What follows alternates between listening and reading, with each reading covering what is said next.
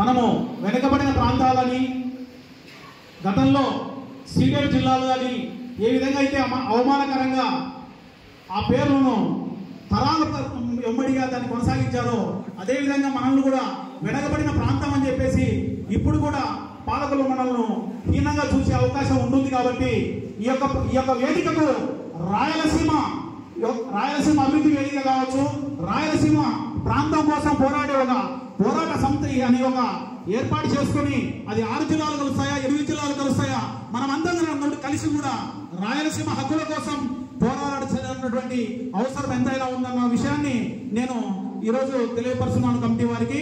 ఎందుకంటే అవమానకరంగా ఇన్ని రోజులు కూడా తరతరాలుగా మన పెద్దలందరూ కూడా అవమానపడ్డారు.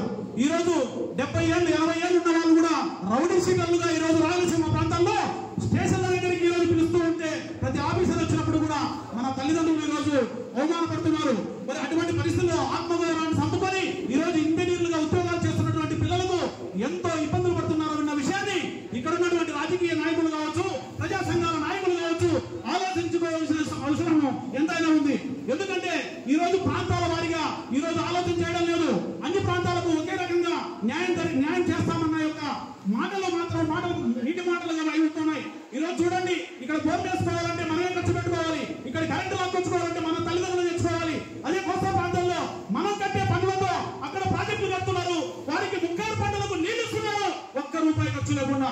మరి ఇక్కడ వ్యవసాయం చేసుకోవాలంటే మన తల్లిదండ్రులు అన్ని భరించాల్సినటువంటి దుస్థితి మన రైతులకు మాత్రమే ఎందుకు వచ్చిందన్న విషయాన్ని ఈ సభా వేదికలందరికీ కూడా మీ ముందు ఉంచుతున్నాను. ఎందుకంటే ఇటువంటి నీచమైన స్థితిలో ఉన్నటువంటి రాయలసీమ ప్రాంతాన్ని ఎందుకు ప్రత్యేకంగా ఆలోచన చేయడం లేదు, మనం ఎందుకు ప్రత్యేకంగా ఉద్యమాలు చేయలేదు, ఎందుకు చేయడం లేదు, చేయాలని ఎందుకు ఆలోచన చేయడం లేదు. మనము పెంచి పోషిస్తున్నటువంటి మన పార్టీలు నల్లమల అడవులు దాటిన తర్వాత అందరూ కూడా ఒక్కటిగా కోస్తా ప్రాంతం యొక్క అభివృద్ధి కోసం మాత్రమే మాట్లాడుతున్నారు. అన్ని అజెండాలన్నీ కూడా జెండాలన్నీ కూడా ఒక్కడవుతున్నాయన్నదే మా యొక్క ఆవేదన. రాయలసీమ ఉద్యమకారులుగా మేము 2014 నుంచి సీరియస్ గా ఉద్యమాలు చేస్తున్నాం సార్.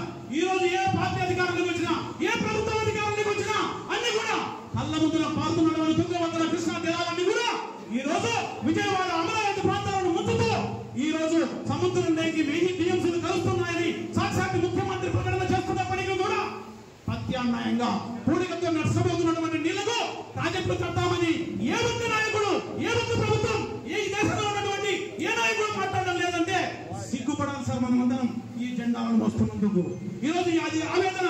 ఎందుకంటే మేము ప్రత్యక్షంగా ఉద్యమాలు చేస్తున్నాం. రామ్ కుమార్ సార్ కావచ్చు, మేమందరం కూడా ఎన్నో సార్లు సిద్ధేశ్వరం దగ్గర మేము ఉద్యమాలు చేసేదానికి వెళ్తున్నప్పుడు గత ప్రభుత్వం అరెస్ట్ చేసింది, ముందున్నటువంటి తెలుగుదేశం ప్రభుత్వం అరెస్ట్ చేసింది. మీరు ఈ రోజు కరకట్ట ఎత్తులు పెంచడానికి 1000 కోట్ల నిధులు మంజూరు చేస్తామంటున్నారు. ఆల్రెడీ ఒకసారి కరకట్ట కట్టారు సార్. ఈ రోజు మళ్ళీ ఎందుకు కట్టాలి? పైన ప్రాజెక్టులు కట్టి ఆ వరద నీటిని రాయలసీమ ప్రాంతానికి మళ్లిస్తే ఇక్కడ రైతాంగం కరువుతో వర్షాలు పోకుండా ఆత్మహత్యలు ఆగుతాయి కదా. ఎందుకు మీకు ఇంత వివక్షత? రాయలసీమ ప్రాంతం మీదనే ఎందుకు మీకు అంత పగ అని చెప్పేసి ఎన్డీఏ ప్రభుత్వాలను మనం మాట్లాడుతున్నాం. ఎందుకంటే ఈ రోజు కేంద్రంలో మీరే ఉన్నారు, రాష్ట్రంలో మీరే ఉన్నారు. ఈ రోజు సిద్ధేశ్వరం దగ్గర బ్రిడ్జ్ కమ్ బ్యారేజ్ కట్టాలని చెప్పేసి ఢిల్లీ వరకు మా వాళ్ళు ఉద్యమాలు చేశారు.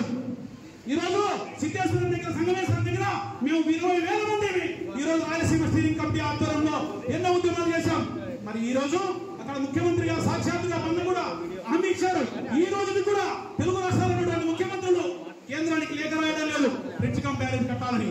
మరి కేంద్రం ఖర్చుతో కట్టినటువంటి బ్రిడ్జ్ కమ్ బ్యారేజ్ ని కట్టి ఈ రాయలసీమను సస్యశ్యామలం చేయడానికి ఇష్టపడని మీరు గోదావరి నీళ్లు తెస్తామంటే రాయలసీమ ప్రజలు, నాయకులు, కార్యకర్తలు నమ్ముతున్నారంటే తిక్కరాబడుగా లేకపోతే మీ ఏమి లేదని చెప్పేసి తెలియపరచుకుంటున్నాను. ఇది నా ఆవేదన. ఈ రాయలసీమ ప్రజలు కూడా మరోసారి మోసపోయడానికి అవకాశం ఉంటుంది తప్ప వేరే లేదని చెప్పేసి నిస్సంతోషంగా నిర్మహమానంగా తెలియజేసుకుంటున్నాను. జై రాయలసీమ.